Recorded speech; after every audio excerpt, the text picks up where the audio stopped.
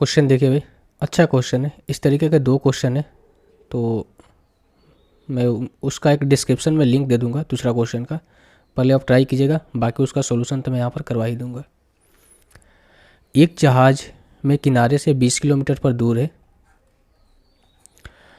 और जहाज़ में रिसाव शुरू हो जाता है। उसके बावजूद जहाज़ किनारे की ओर 12 किलोमीटर प्रति घंटा की रफ्तार से बढ़ने में सक्षम है। हालांकि केवल जहाज़ जो 23 मिनट तक ही वो रह सकता है, उसके बाद डूब जाएगा। यह किनारे से एक बचाव नौका जहाज़ की ओर भेजा जाता है, जो कि जहाज़ चालक दल और यात्रियों को निकालने में 8 मिनट का समय लेगा। ठीक है, जो नौका आएगा बचाने के लिए, टोटल उसे बचाने में 8 मिनट का समय लगेगा, यानी कि एक नाव से दूसरी नाव पर ट्रांसफ़र होने में 8 मिनट का समय लगेगा। ठीक है, तो बचाव नौका की न्यूनतम स्पीड क्या होना चाहिए जिससे सफलतापूर्वक सभी लोगों को बचाया जा सके। देखिए भाई, 1 मिनट। ठीक है भाई, अब देखिए यहाँ पर मान लो कि ये पानी है। मैं डायग्राम के माध्यम से समझाना चाह रहा हूँ। थोड़ा सा और नीचे पानी को बनाते हैं। पानी को इसी कलर से बनाते हैं, ब्लू कलर से। ये आपका क्या है, पानी है।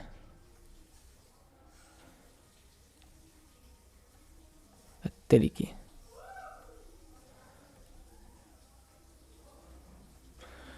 आज ब्लू है, पानी पानी, मान लो ये पानी है भाई, और इसको ऐसे कर लेते हैं, डिजाइन फैंसी पानी बनाते हैं। ठीक है, ये आपका क्या है, पानी है। ये क्या है आपका भाई, पानी है यहाँ से। ठीक है, ये पानी है भाई, और इसके ऊपर क्या है, आपकी नाव है। आपकी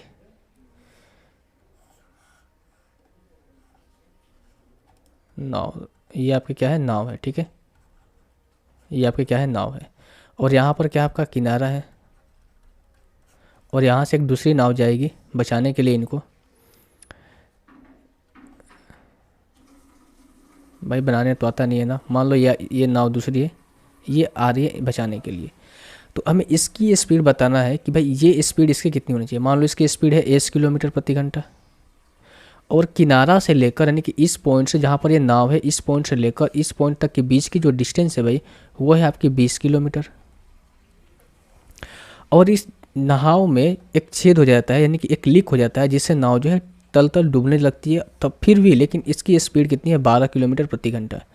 यानी कि छेद होने के बाद भी, लीक होने के बाद भी ये स्पीड जो है किनारे की ओर 12 किलोमीटर प्रति घंटा की रफ्तार से आ रही है। तो एक कंसेप्ट होता है क्या, आप जानते हैं कि अगर जब दो बॉडी अपोजिट डायरेक्शन में आ रही हैं तो उनकी रिलेटिव स्पीड कितनी होती है, यानी कि सापेक्षिक चाल कितनी होती है। रिलेटिव स्पीड कितनी होती है भाई, ये होती है S1 प्लस में S2। ठीक है, कितनी होती है, S1 प्लस में S2।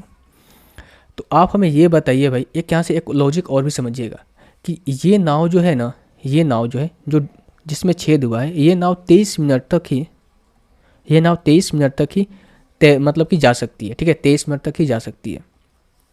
लेकिन जो ये नाव है, यानी कि जो बचाने वाली नाव है, इस नाव के पास आएगी और टोटल इसमें से जितने भी लोग हैं उसको इस नाव में ट्रांसफ़र होने में 8 मिनट का समय लगेगा। तो आप हमें ये बताओ कि इस नाव को, जो बचाने वाली नाव हो, जो डूबने वाली नाव है, उसको यहाँ पर कितने समय में पहुँचना चाहिए ताकि ये 8 मिनट में सारे लोग को ट्रांसफ़र कर ले।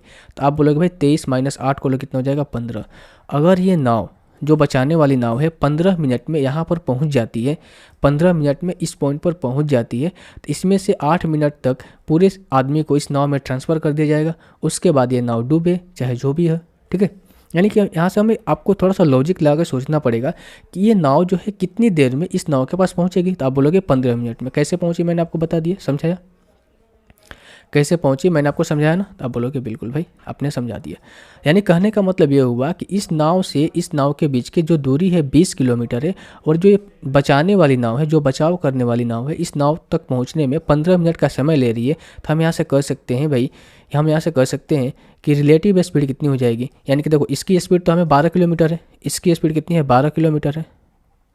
12 किलोमीटर प्लस में H2, और ये किसके बराबर होना चाहिए भाई, दोनों के रिलेटिव स्पीड के बराबर होना चाहिए, दोनों के रिलेटिव स्पीड के बराबर होना चाहिए। और रिलेटिव स्पीड कैसे आ जाएगा भाई, जो इसकी डिस्टेंस होगी ना, इसकी, ये इधर से आ रही है और इधर से जा रहा है, तो ये दोनों का हम रिलेटिव स्पीड निकालेंगे तो S1 प्लस S2 होता है। और डिस्टेंस कितना है 20 है, और टाइम कितना लग रहा है, ये नाव 15 मिनट का समय ले रही है। जब ये नाव 15 मिनट का समय ले रही है तो ये नाव भी कुछ स्पीड से इसके तरफ जा रही होगी, तभी तो ये 15 मिनट का ही समय ले रहा है। ऐसा थोड़ी है कि ये नाव यहाँ पर रुकी हुई है। तो हम ये कह सकते हैं कि इसके स्पीड के दोनों के बराबर होगी, यानी कि 20/15 के बराबर होगी। अब चूंकि ये 15 क्या है आपका मिनट में, तो इसको आवर्स में कन्वर्ट करेंगे तो बटे में कर देंगे 60। तो ये हो जाएगा कितना आपका 60 ऊपर चला जाएगा, 60 ऊपर चला जाएगा, तो ये हो जाएगा कितना आपका भाई, हो जाएगा 80 किलोमीटर प्रति घंटा। यानी कि हम कह सकते हैं कि इन दोनों का रिलेटिव स्पीड हो जाएगा, अगर इनको, इनके स्पीड को और इनके स्पीड को ऐड करेंगे तो रिलेटिव स्पीड आ जाएगा 80 किलोमीटर प्रति घंटा मेरे भाई। और हमसे पूछा है कि H2 के स्पीड बताइए, तो यहाँ से H2 का स्पीड हो जाएगा कितना, 80 माइनस 12, 80 माइनस का 12, यानी कि ये हो जाएगा कितना 68 किलोमीटर पर आवर। यानी कि जो मिनिमम स्पीड है इस नाव की कितनी होनी चाहिए, 68 किलोमीटर प्रति घंटा होनी चाहिए, ऑप्शन नंबर सी। तो मुझे उम्मीद है क्वेश्चन आपको समझ में आया होगा। इस तरीके के एक और क्वेश्चन है, मैं उसको डिस्क्रिप्शन में दे दूंगा, वहाँ से आप कर लीजिएगा, नहीं तो आपका सोल्यूशन यहाँ पर देख ही सकते हैं इसमें।